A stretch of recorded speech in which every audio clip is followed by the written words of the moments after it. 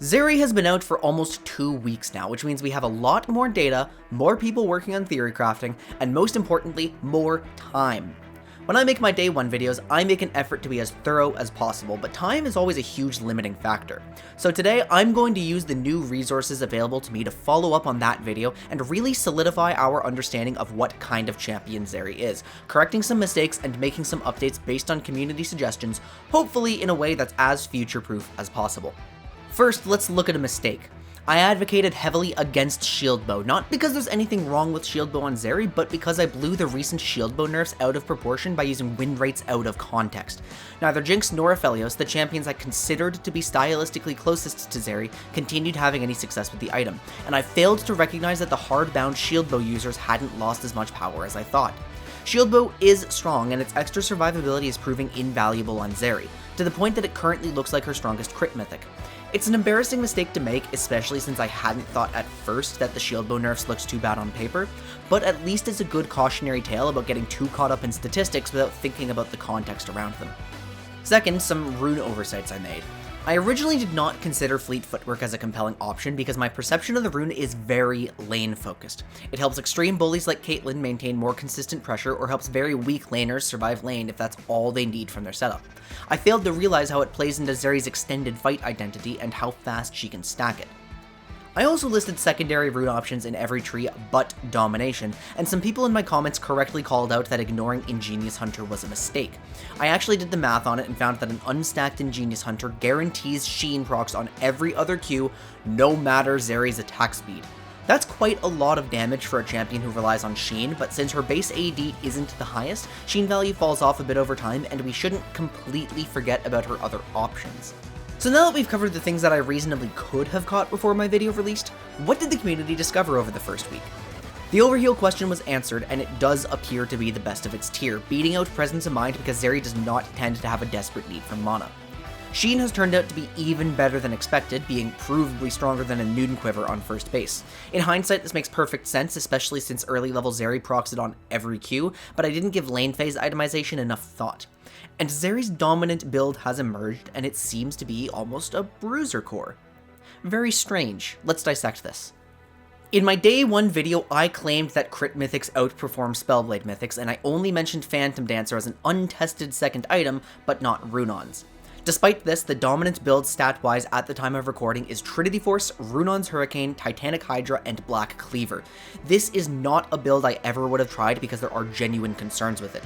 Runon's Hurricane is generally considered a niche item compared to Phantom Dancer because if you're not facing a short-ranged comp that gets you consistent bolt value, then its passive is wasted. Both of the build's follow-up items are technically Runon's abuse cases, with Hydra splashing and Cleaver partially shredding on each bolt. Zeri's ult Chain Lightning also tripled up with that item, dramatically speeding her stack generation, and that's not an interaction I was aware of. But even in a world in which Zeri's ult Runon's interaction wasn't just removed in a hotfix patch, the core Runon's problem persists. I guarantee not everyone was building Runon's only when it was optimal, and despite that, this build had by far the highest win rate. What's going on? What can we learn from this? If I took you guys through all lines of reasoning it took me to reach my conclusions, we'd be here forever, so I'll jump in and then explain. It turns out that optimizing for DPS on Zeri is not our biggest consideration, and that she values HP and general survivability way more than other ADCs.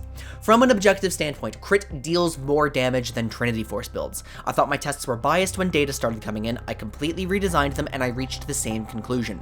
This is why I thought crit universally outperformed Spellblade mythics. But when you're given a weird carry who has less range than I thought, who doesn't have perfect targeting agency, and who inherently wants to play long fights while having limited personal defenses within those fights, raw damage might not be the only thing to build for. Let's bring this back to what we've just seen. Fleet Footwork is statistically outperforming Lethal Tempo because it keeps Zeri topped up through long fights. This Bruiser build deals less damage in the general case, but the sheer injection of HP and the Runon's interactions all but guarantee Zeri gets a very stacked ultimate and can stay alive at Mach 10. Numbers show that an early Wit's End, an early Cleaver, and an early Bloodthirster perform very well, and all of these items have key defensive stats. This statement, that crit is a core stat, is wrong. HP contributes so much more to Zeri's game plan than crit does. This video opened with me correcting a gross misuse of stats, so let's not repeat that. I'm not advocating against crit builds. I think their win rates are deflated by people who haven't learned from the Bruiser builds. Trinity Rush taught us that a Sheen proc on every Q in lane is the absolute strongest thing Zeri can pick up on a first back. We've learned how valuable defensive stats are on this champion from her intentionally choosing a lower damage build. Shield Bow grants direct health and more effective health through its shield, yet people are still choosing Gale Force as their defensive option.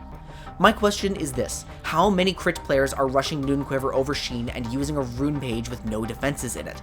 I don't think the problem is inherently crit. I think the problem is that Zeri is too new for us to have fully understood how to optimize her crit builds. Let's use our new knowledge to create a more robust game plan and itemization.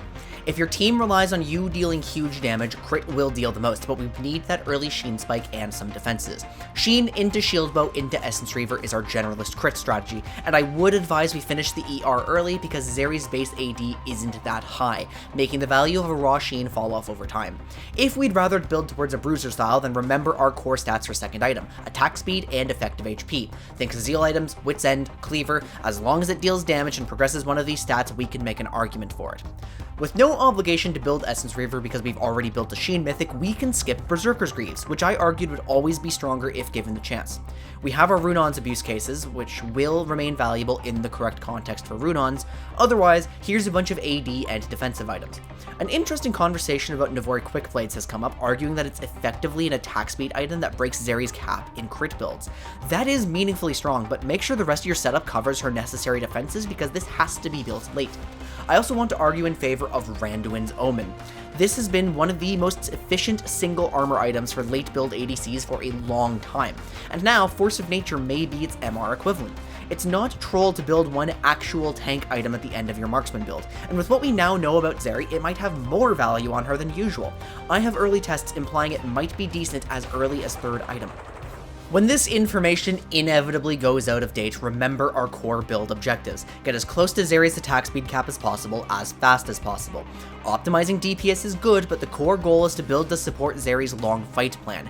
If you can get the best of both worlds, great. If not, sacrificing some damage for survivability works for Zeri. And don't forget about how obscene her Sheen synergy is. 2 weeks after her release, Zeri has proven to be her own champion who breaks certain hypercarry rules, and though I insist that her statistically best build is not inherently the best way to build the champion right now, it has taught us a lot about what stats she values and how to think about her in the long term.